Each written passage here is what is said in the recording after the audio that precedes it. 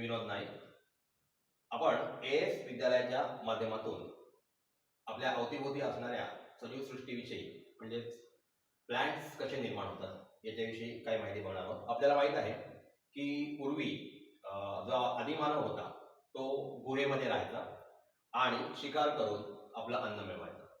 हे अन्न मिळवत असताना त्याला आगीचा शोध लागला. त्याच्यानंतर तो अन्न शिजवून खायला लागला आणि त्याच्यानंतर काही फळं खाल्ल्यानंतर त्यांच्या बिया तिथे टाकल्या गेल्या त्यांच्याकडून आणि तिथे त्या बियांपासून रोपटी तयार झाली.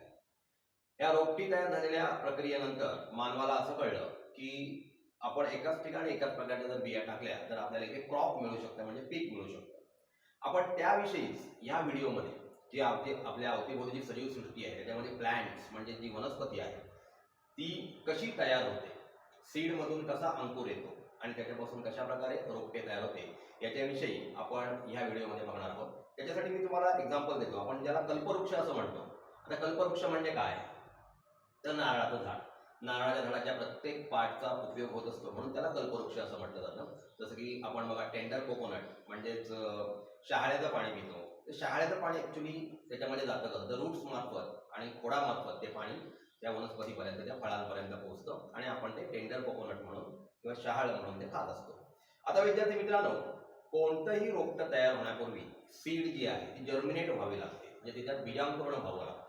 बीजांकुरण होत असताना आपल्या विद्यार्थी मित्रांनो माहीत आहे की जो अंकुर असतो तो सूर्यप्रकाशाच्या दिशेने वाढतो आणि त्याच्यानंतर जी मूळ आहे ती मातीच्या दिशेने वाढतात.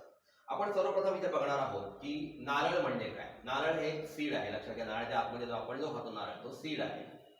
तर हा नारळ त्या वनस्पतीवर कशा प्रकारे तयार होतो, कशा प्रकारे असतो ते आपण बघितलेलं आहे. तरी पण मी तुम्हाला दाखवतो की हा जो नारळ आहे हा नारळ नारळाच्या झाडावर म्हणजेच वनस्पतीवर तयार होत असतो आणि तो वरून पाळला जातो. ह्याच्या आतमध्ये आपण वर ह्याची टरफलं काढली की टरफलाच्या आतमध्ये आपला नारळ दिसतो.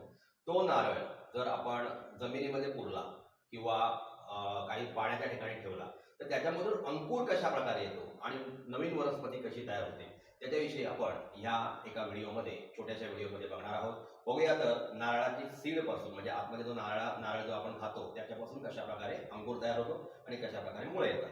तर ह्याच्या काही स्टेप्स आहेत बघा, ते मी तुम्हाला दाखवतोय. सर्वप्रथम हा बघा, हा नारळ आहे तो आपण जो आता नारळ बघितला त्याच्या आतून काढलेला आहे. इथे तुम्हाला जर व्यवस्थितपणे बघितलं तर इथे तुम्हाला अंकुर थोड्याफार प्रमाणात तयार झालेला दिसतोय आणि इथे बघा तुम्हाला अंकुर दिसतोय थोडा आलेला, म्हणजे हा सूर्यप्रकाशाच्या दिशेने वाढणार आहे. आणि त्याच वेळेला ज्या वेळेला सीड मधून अंकुर बाहेर येतो म्हणजे स्प्राउट ज्या वेळेला बाहेर निघतो त्याच्यानंतर तुम्हाला इथे मुळं सुद्धा तयार झालेली दिसतील. ते आपण दुसऱ्या एका सीड मध्ये बघणार आहोत. आता पहा, आम्ही तुम्हाला आता दुसरा नारळ दाखवतोय बघा. हा अंकुर थोडा मोठा झालेला आपल्याला इथे दिसतोय, म्हणजे हा सूर्यप्रकाशाच्या दिशेने वाढत जाणार आहे.